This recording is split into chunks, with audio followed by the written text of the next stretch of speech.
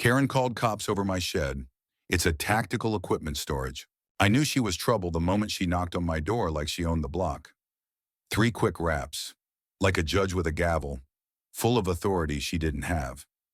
I opened the door, still in my workout gear, sweat drying on my shirt. Karen stood there, arms crossed over a clipboard labeled HOA compliance. Even though our neighborhood had no formal HOA, just her and a few Facebook moms playing pretend. "That structure in your backyard," she snapped, without so much as a hello. "It violates Code 4.2C, no external buildings without HOA approval." I didn't see a request filed. I took a breath and smiled politely. "There is no HOA. Karen," she flinched. I saw it, just for a second, like a crack in her foundation, but she recovered. "We're organizing one. Transitional committee. It still needs to go through us." I glanced over her shoulder to the shed she was referring to. 16 feet wide, composite siding, reinforced locks, no windows. To her, it probably looked like a tool shack on steroids. To me, it was a high-security, climate-controlled, reinforced tactical equipment unit, custom-built, paid for in cash, and confidential. I wasn't about to tell Karen that. I wasn't about to tell anyone. "Thanks for stopping by," I said, stepping back inside. She stuck her foot in the door.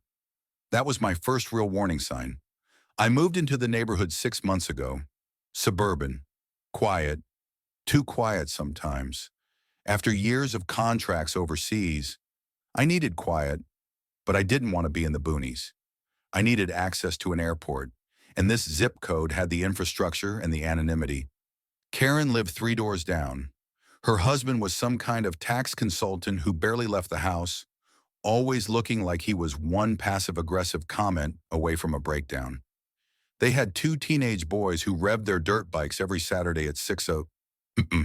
But somehow, my shed was the neighborhood problem. At first, it was small things.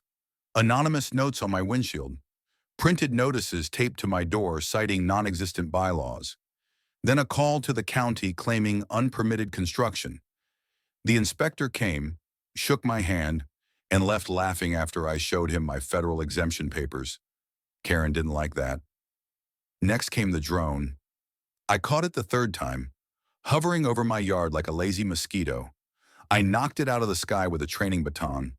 When she came banging on my door, screaming about destruction of property, I handed her the crumpled shell and shut the door. Then she escalated.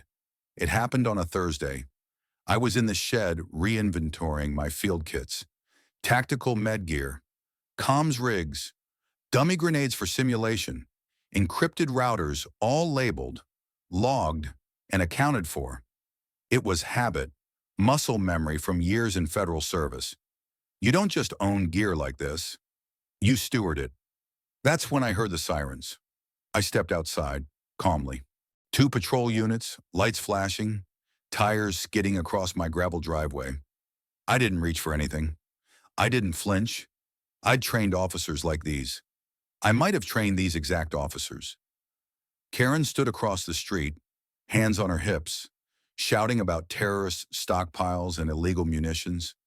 A crowd was already forming neighbors with phones out, recording, whispering. "Sir, we got a call about unregistered explosives," one of the officers said, eyes darting to my shed. I pulled out my badge. The air changed. It was like the wind shifted, cold and sharp. The officer read the ID, then looked up at me slowly. "Agent Wallace," he said, standing straighter. "Former Agent Wallace, Tactical Logistics. I keep retired gear for contract training. Everything's legal. Everything's documented. Want to look? We're going to need to, yeah." They followed me. Karen followed them, until I turned around at the door of the shed and said, "You need to stay back." She looked ready to scream, but the officer blocked her path.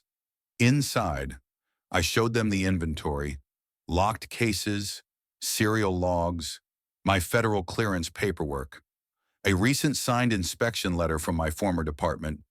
"This is above board," the senior officer said. We stepped outside. Karen was live streaming. "So are you going to arrest him?" she barked. "This is an arsenal. This is a threat to the neighborhood, ma'am," the officer said, turning to her slowly. "This is a secured federal training facility. If you approach it again without clearance, you'll be the one in trouble." That was the day the tides turned. But it wasn't over. Not by a long shot. By the time the first siren wailed, the sun had dipped below the oaks, casting long shadows across my backyard and the reinforced tactical shed that started it all. I didn't blink when the cruiser skidded to a halt. I just closed the reinforced steel door, locked it with the biometric pad, and waited with my arms folded. This wasn't my first run-in with someone playing HOA dictator, but it was the first time a suburban housewife tried to trigger a federal incident over a shed she didn't understand. I'm Luke Mitchell, 43, former Special Tactics Logistics Officer, now civilian federal contractor specializing in critical infrastructure and rapid deployment units. I moved to Ashbrook Crossing for peace and quiet after 2 decades of high-stress work. The neighborhood was quaint, almost too quaint. I picked it because the lot was wide enough for my reinforced equipment shed, and the zoning allowed auxiliary structures. What I didn't know when I signed the closing papers was that a self-appointed queen ruled this place with laminated pamphlets and passive-aggressive newsletters. Her name, Karen Whitaker, blonde bob, oversized sunglasses, and a voice sharp enough to slice glass. She wasn't on the city planning board. She wasn't on the actual HOA because there wasn't one. But she acted like she chaired a fake Supreme Court of Neighborhood Code Enforcement. My problem started with a knock, not a polite knock, the kind that comes with intention. My dog, Sarge. A retired canine growled low as I opened the door. Karen stood there with a clipboard, a smug smile, and a stack of printed photos, grainy, zoomed-in shots of my shed from behind the tree line. "This structure violates Ashbrook aesthetic standards," she declared, as if reading from an imaginary constitution. I wasn't aware there was a governing body. I said, "There is. The Neighborhood Preservation Committee, which is myself and several concerned residents." I smiled, shut the door, and went back to installing the new motion sensors. That should have been the end of it. 2 days later, I woke to find a printed notice duct taped to the shed: "Cease and desist. Illegal structure." I ripped it down and filed a complaint with the county. It was ignored. Then came the noise complaints, ironic, since I work in near silence. Then came the drones. That's right. Karen flew a drone over my yard and crashed it into the shed roof, then accused me of destruction of property. The final straw came when I refused to let her inspect the shed for code compliance. "No," I said. "You step foot past that gate again, and you'll be trespassing on federal grounds." That was the day she called the cops. But she didn't just call 911. She lied, claimed she saw weapons, paramilitary gear, and someone preparing for a siege. The first responding officer recognized me. The second, not so much. By the time the third car rolled in, I'd already opened my credentials case. "Sir," the younger deputy said, squinting at my ID. "This says, that's right." I said, "You're standing on a federally permitted security outpost that shed stores tactical communications and disaster relief gear." That should have ended it. But Karen, standing in her yard filming everything, screamed, "He's threatening me." That's an illegal operation, so I opened the shed, and that's when everything changed. Rows of encrypted radios, emergency generators, floodlights, duffel bags marked USG. The responding officers went dead quiet. One of them called it in to state dispatch. 10 minutes later, my field supervisor showed up in an unmarked SUV. 15 minutes after that, Karen's footage still streaming live caught his badge as he told the officers to secure the perimeter. What happened next would make headlines. But I wasn't done. Not by a long shot. The street was blocked off by morning. Official vehicles lined both sides of the cul-de-sac. Karen's house had become a fortress of blinds and peeking curtains. But it didn't stop neighbors from whispering in huddles, glancing my way like I was some secret agent with a vendetta. Maybe I was. My field supervisor, Agent Connolly, briefed me in hushed tones near the tailgate of his SUV. We need to do a sweep. Too much attention. We're pulling the mobile units. I nodded. Copy, but I want a formal complaint filed. She's impersonating an HOA, spreading lies, and made a false report on a federal asset. We'll get the paperwork started, but there's more. Connolly opened a file folder. Inside were satellite images, timestamps, and a printout of Karen's public posts. Turns out, she wasn't just a nosy neighbor. She'd been stirring up anti-government conspiracy threads on private forums, claiming someone in Ashbrook was running a paramilitary cell. I felt my gut tighten. She's been planning this. She's been baiting it, and we bit. Karen had weaponized neighborhood paranoia to serve her fantasy of control. Worse, she used her fake HOA title to manipulate others, pressuring retirees to sign community agreements, fining teenagers for skateboarding, even threatening new residents with eviction notices that looked legally binding. She's a domestic agitator, Connolly said, and if this blows any bigger, Washington's going to want a deeper probe. That was when I made a decision. No more passivity. I was going to dismantle her little empire brick by laminated brick. First, I reached out to every resident Karen had ever targeted. Over coffee, over fences, in garages. I listened. They were scared. But now, with proof on my side, they were willing to speak. We formed a group chat, called it Ashbrook Real Voices. We compared notes, collected emails, archived every fake fine she'd issued.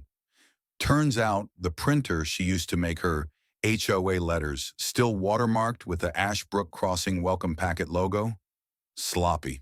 One neighbor, Glenn, a retired postal investigator, dug up records showing Karen had previously been cited in another county for impersonating an officer of a civic association.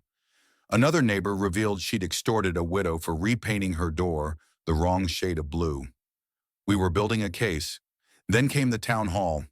Karen walked in like a celebrity, chin high, flanked by two committee members, both of whom bailed the moment questions started flying.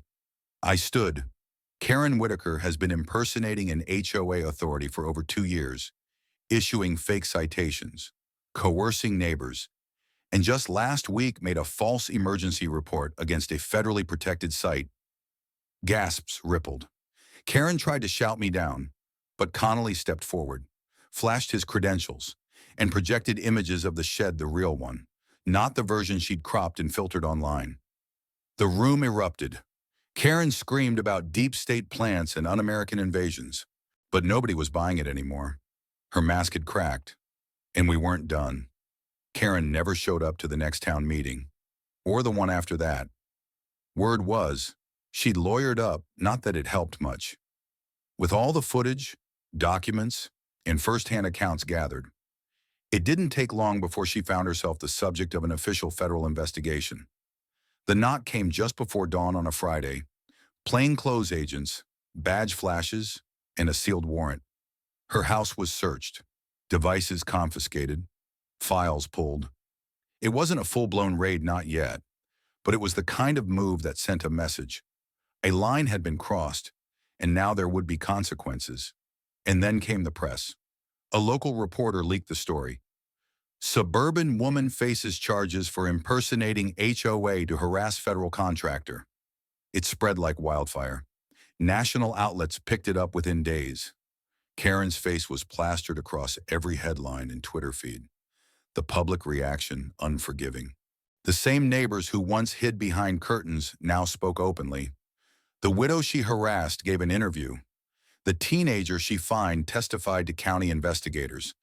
Even the city zoning board admitted they'd ignored too many complaints because her paperwork looked official. What followed wasn't just a takedown, it was a reckoning. The legal fallout took months. Karen faced charges ranging from impersonation of a civic authority to filing false reports to obstruction. Her lawyer argued she was just trying to keep the neighborhood beautiful, but that excuse didn't fly in front of a judge who'd seen the federal documentation. The court proceedings were public, packed. Neighbors sat shoulder to shoulder as the full list of her fabricated infractions were read aloud. one by one. Each piece of phony evidence she'd manufactured, the fake letterheads, the bogus citations, the falsified logs, became proof of her obsession. When the verdict came down, guilty on multiple counts, the room was silent. Karen didn't speak. She didn't even look at anyone. Her sentence included fines, community service, and a permanent restraining order from interacting with any local civic operations. The court also ordered a public retraction, printed in local papers and mailed to every resident of Ashbrook. But the true justice came afterward, with Karen out of the picture. Ashbrook Crossing changed. Neighbors who had avoided each other for years started rebuilding trust. The group chat turned into a community board. Real events took place: potlucks, charity runs, veterans nights. I even got a commendation from the federal department for handling the situation with restraint and clarity under pressure. The shed remained untouched, secure, and now officially zoned. A quiet symbol that peace doesn't come from silence, but from standing your ground. And Karen, she moved. Or rather, her house went up for sale the moment the sentencing was announced. No one cried. If there's a lesson here, it's this: never mistake quiet for weakness, and never build a throne on lies, not when your kingdom is built on federal ground. What do you think was justice served? Should communities be better protected against fake HOA scams? Share your thoughts below, and let's talk about real accountability.